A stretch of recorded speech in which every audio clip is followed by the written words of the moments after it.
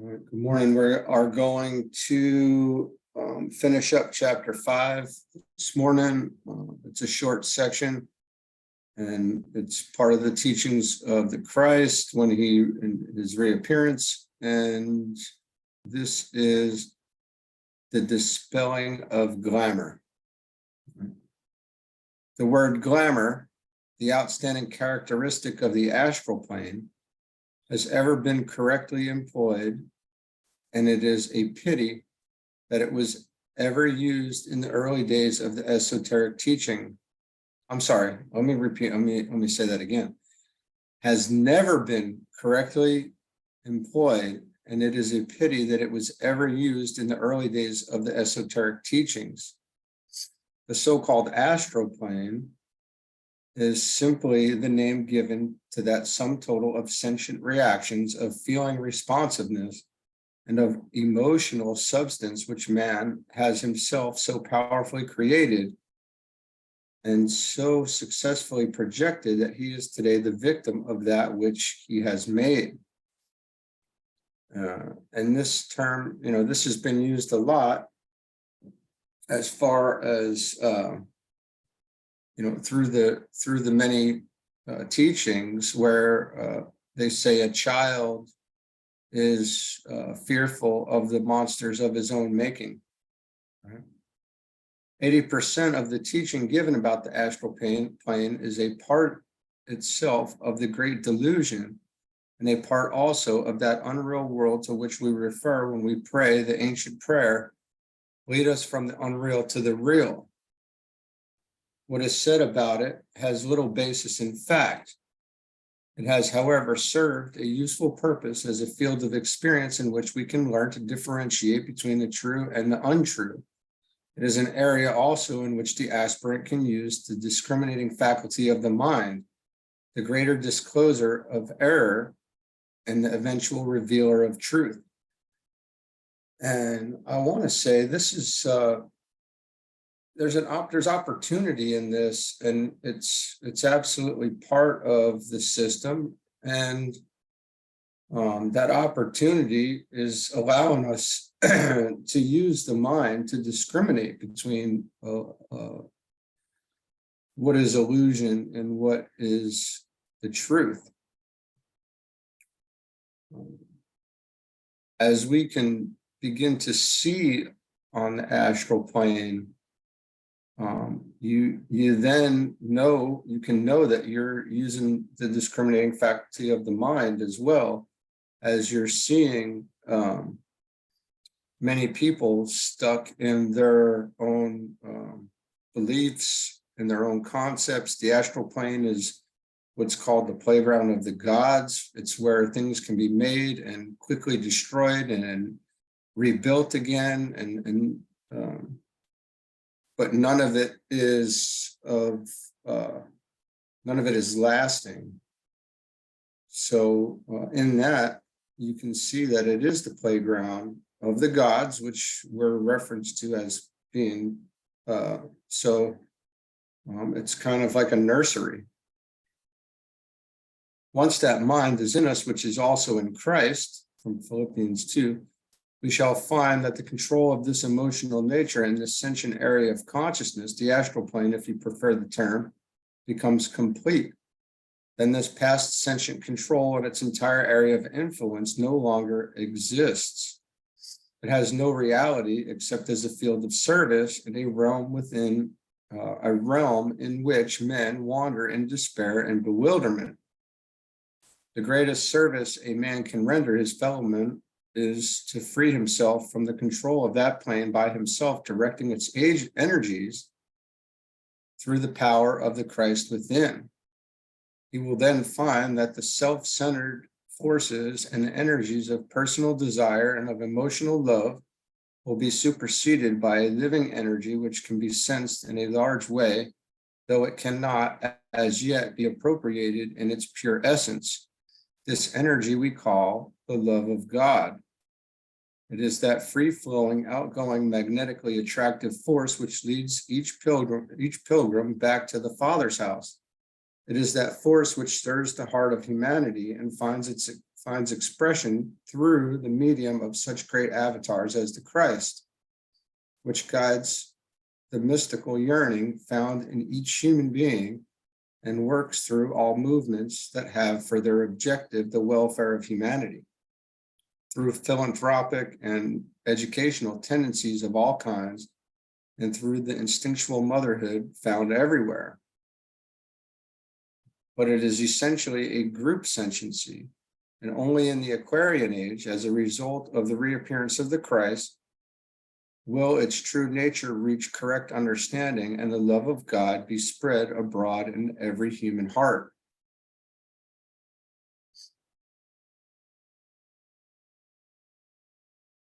Of this world of glamour and illusion, Christ knew much and in himself demonstrated that true love could control it. Part of the three great temptations of the Christ in the wilderness was based upon the three aspects of world glamour: the illusions which the mind creates, the glamour of the emotional plane of experience, and the maze of earthly circumstances. And right away when I see that, I think of energy follows thought again. These all threatened to bewilder him.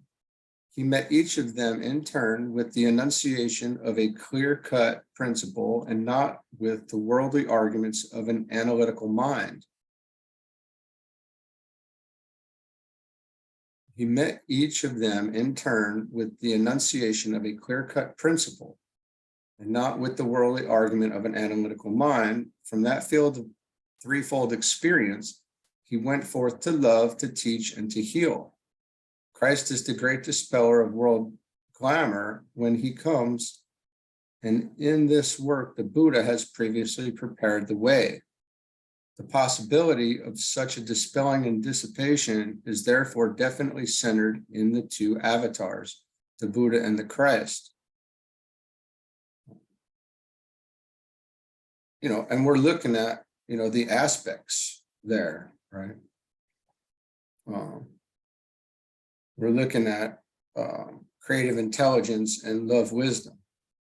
One of the essential things at this time is to bring home to bring home to humanity and to the nations of the world the nature of the work undertaken by the Buddha and the Christ, and to reemphasize the truths projected by them into the arena of world thought.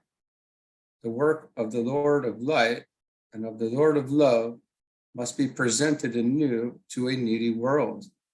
In this connection, it might be said that some nations need to grasp the teaching of the Buddha, which he enunciated in the Four Noble Truths.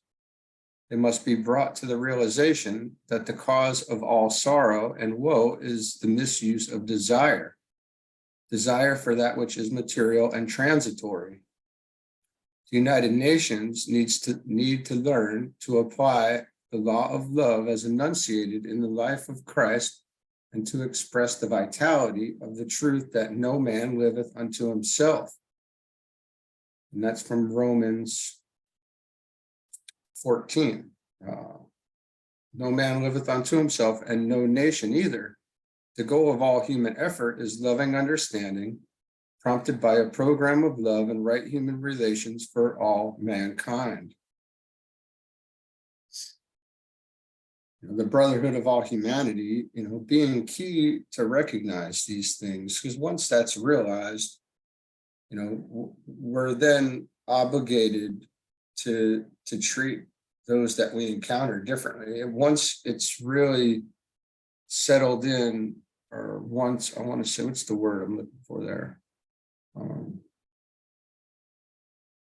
Once we're founded in that, and once there's a foundation of knowing the brotherhood of humanity, and we are looking, we sense it initially, and then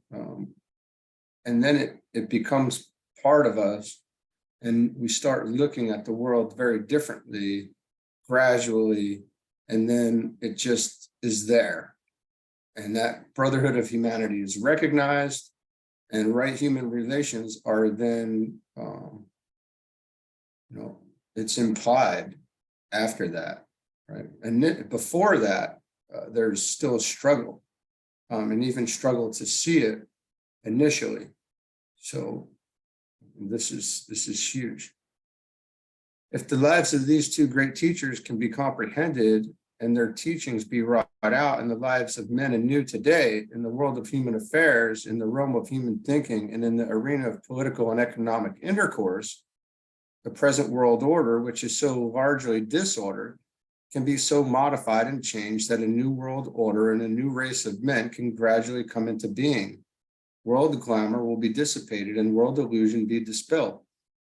And as more are embracing this knowledge and truth, the less susceptible we are to illusion, to manipulation, to false teachings, and the more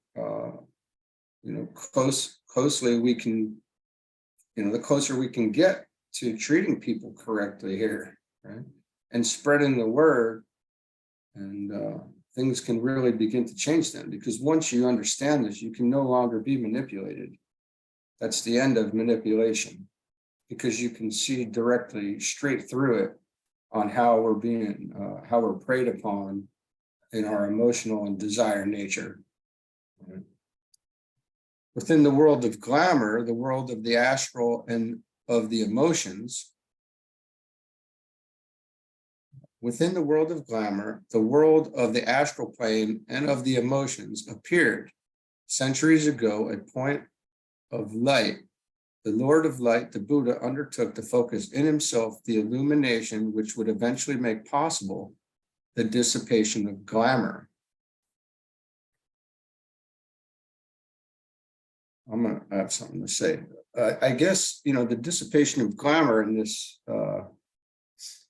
illumination, once that is there, we work our way through this to see how we're being manipulated, how we are manipulating ourselves. And with this light, we can see. It's simple, right? Within the world of illusion, the world of the mental plane, appeared the Christ, the Lord of love himself. He undertook to dispel illusion by drawing to himself, by the attractive potency of love, the hearts of men, the hearts of all men, and stated this determination in the words, I, if I be lifted up, will draw all men unto me. And that's from John 12. The combined work of these two great sons of God, concentrated through the world disciples and through their initiates, must and will inevitably shatter illusion and dispel glamour. The one by the intuitive recognition of reality by minds attuned to it, and the other by the pouring in of the light of the reason. The Buddha made the first planetary effort to dissipate world glamour. The Christ made the first planetary effort towards the dispelling of illusion. Their work must now be intelligently carried forward by humanity wise enough to recognize its duty. So dispelling glamour on the astral plane was that first effort was made by the Buddha, and then Christ made the first planetary effort towards dispelling of illusion. And that illusion is not just found on the astral plane, it's also found on the lower mental plane. It's really relative. It's relative truth to the lower three worlds in the world that we live in, but Christ brought the teaching of higher, and that negates and it illuminates the illusion that is seen on the lower mental plane, because Christ was often, I assume, speaking from the abstract planes higher on the mental plane above the soul, which we know the Christ principle and soul are directly correlated. Men are being rapidly disillusioned and will consequently see more clearly. World glamour is being steadily removed from the ways of men. Those two developments have been brought about by the incoming new ideas, focused through the world intuitives and released to the general public by the world thinkers. It is also largely aided by the unconscious, but nonetheless real recognition by the masses of the true meaning of these Four Noble Truths. And we can see some of this today. I'll just mention right now, if you've seen any of Elon Musk's recent posts, and he's somebody that you would call intelligent, I think, I'm certain. And, he's really putting out to the world right now that we've been manipulated, right? And it seems very clear he's not the only one. Russell Brand is a good one as well, and there are others. It's the psychologist. I should know his name. I listened to him talk many times. But there are a number of them out there. The world intelligentsia. Speaking some more of the truth that can be picked up by us. So these Four Noble Truths, let's move on. But nonetheless, recognition by the masses of the true meaning of these Four Noble Truths. Disillusioned and de-glamored, if I may use such a term, humanity awaits the coming revelation. This revelation will be brought about by the combined efforts of the Buddha and the Christ. All that we can foresee or foretell, and that the revelation is that some potent and far-reaching results will be achieved by the merging of light and love, and by the reaction of lighted substance to the attractive power of love. I have here given a clue to the true understanding of the work of these avatars, a thing hitherto quite unrealized. So there's going to be a synthesis there between lighted substance and the attractive power of love.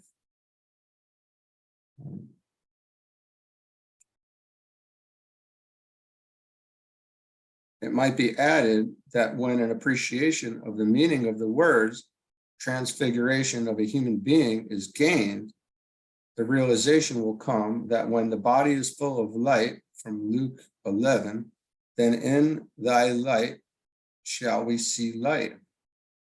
This means that when the personality has reached a point of purification, of dedication, and of illumination, then the attractive power of the soul, whose nature is love and understanding, can function, and fusion of these two will take place. This is what the Christ proved and demonstrated.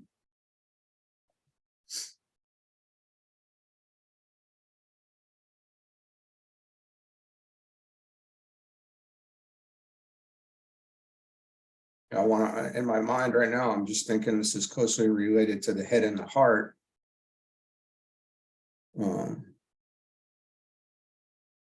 And illumination and connection between the two.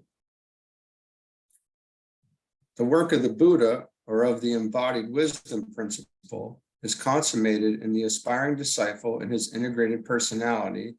Then the full expression of the work of the Christ can also be consummated. Then both these potencies, light and love, will find radiant expression in the transfigured disciple. The work of Christ being the embodied principle of love. What is true, therefore, of the individual is true also of humanity as a whole. Today, having reached maturity, humanity can enter into realization and consciously take part in the work of enlightenment and of spiritual loving activity. The practical effects of this process will be the dissipation of glamour and the release of the human spirit from the thraldom of matter. It will produce also the dispelling of illusion and the recognition of the truth as it exists in the consciousness of those who are polarized in the awareness of the Christ. Polarized in the awareness of the Christ is something I want to say quite different. There's a recognition, and then there's to be polarized in the awareness of the Christ. And, polarized being, established or settled in and understood. And in that is certainly a giant perspective switch, and embodies many implications that would allude to all the things we're talking about: right human relations, dissipation of glamour, seeing through the illusions, much more understanding of the esoteric. At that point, it's implied, not to say that we understand all, that all the mysteries are understood at that point by any stretch, because as Carla, our astrologer, always says, the wonders never cease. This is necessarily no rapid process. It is an ordered and regulated procedure, sure in its eventual success, but relatively slow also in its establishment and sequential process. This process was initiated upon the astral plane by the Buddha, and on the mental plane when Christ manifested on earth. It indicated the approaching maturity of humanity. The process has been slowly gathering momentum as these two great beings have gathered around them their disciples and initiates during the past 2,000 years. It has reached a point of intensive usefulness as the channel of communication between the center where the will of God is known and the hierarchy where the love of God is demonstrated or demonstrates, has been opened and enlarged, and the contact between these two great centers and humanity has been more firmly established. It has reached a point of intensive usefulness as the channel of communication between the center where the will of God is known and the hierarchy where the love of God demonstrates, has been opened and enlarged. The hierarchy where the love of God I'm not reading this properly. This is interesting. Let me see. The center of the will of God is known, and the hierarchy where the love of God demonstrates has been opened and enlarged. And the contact between these two great centers in humanity has been more firmly established. And that requires the dissipation of glamour and mental plane activity. And that's where we're finding out this is what Christ came to demonstrate. And this is all available to us today because the Atlantean consciousness produced the astral plane. It brought this about for us, but then now the mental plane is being established, and we are able to dissipate this glamour and illusion and delusion and move on to the mental plane and work our way to the soul, right? And to where Christ is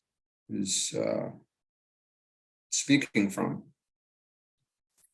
Thus, thousands of intelligent men and women will be enabled to free themselves from all delusion and emotional control.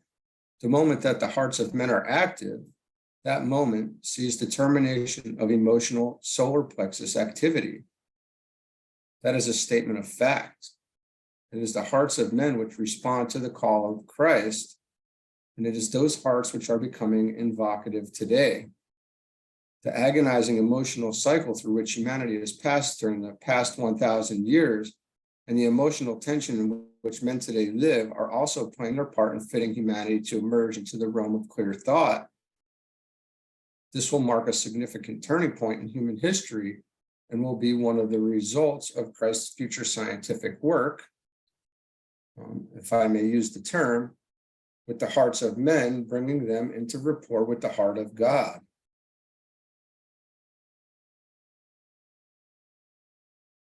So we've got illumination, reaching us through the head and making its way and opening the heart, right? So we're kind of working down, in a sense, and I just mean down to the heart. Because of the magnitude of this theme and the wide extent of this psychological area in which the mass of men now live, I cannot further enlarge.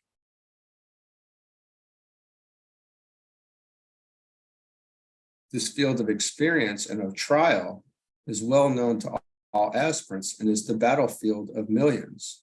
Yeah, it's referenced here as the battlefield, but it's referenced in Treatise on White Magic as the battleground of the astral plane. And Tom and I did a video, one of our last videos was the battleground of the astral plane. And boy, is that worthy of reading and listening to and meditating on and contemplating through, because once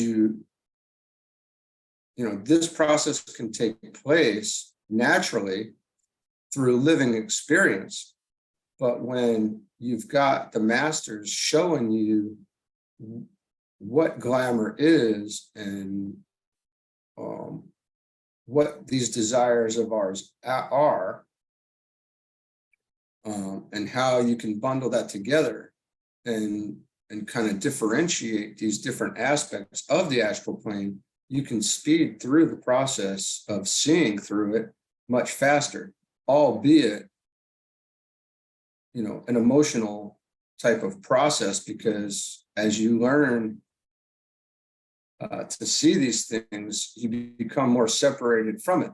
And in becoming more separated from the astral plane, or from the illusion on the astral plane, you become more separated from your friends, you become more separated from your family, your coworkers, you're becoming more inclusive, but also the shift is taking place there.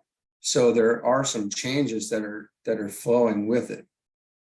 And that may look a little daunting to the individual that it's happening to at the time, because it's so incredible to see that others can't see this yet. That's one of the interesting parts. And yesterday we had talked about how initiation is not,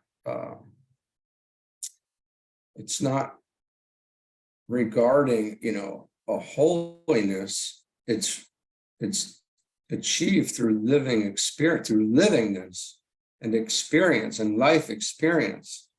And once it's been told to me, and this is in the blue books for sure, that once the soul has gathered all of the essences of life of the lower three that it needs, that's when, an expansion, that's when this starts. That's when this really starts. But prior to that, this wasn't a matter of somehow being holy.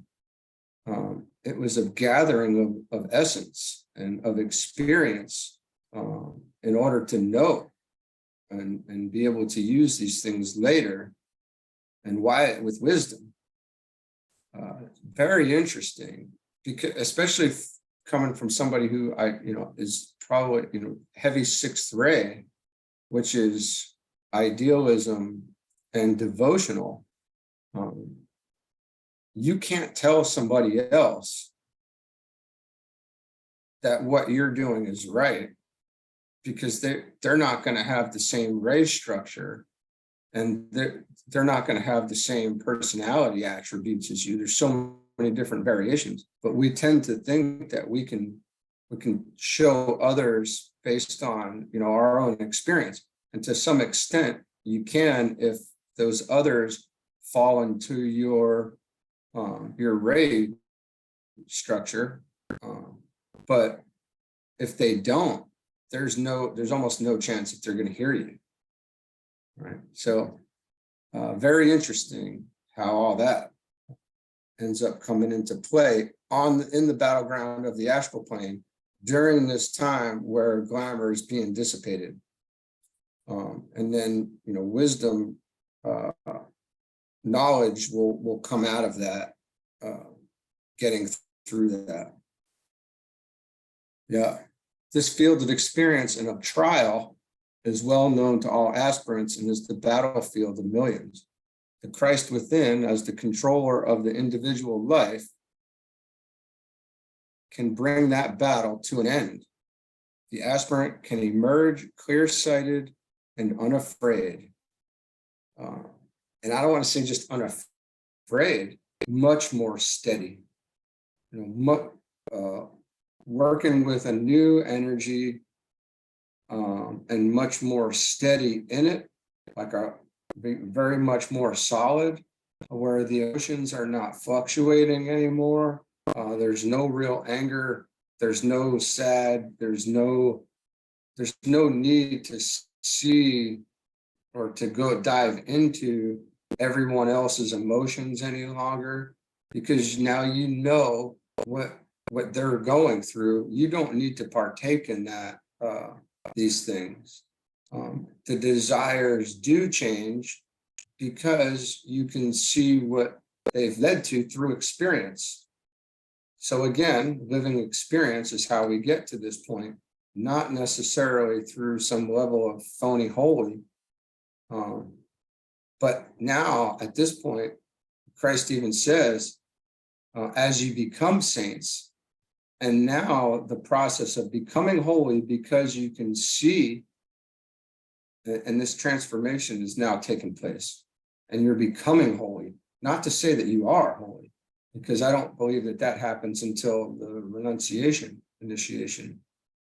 So before that, we are not by any stretch of the imagination perfect, and there's no perfection in between the initiations either. The appearance of the Christ among men will do the same thing for humanity as a whole, not in any vicarious sense, but through the livingness of his presence, stimulating the Christ principle in every human heart.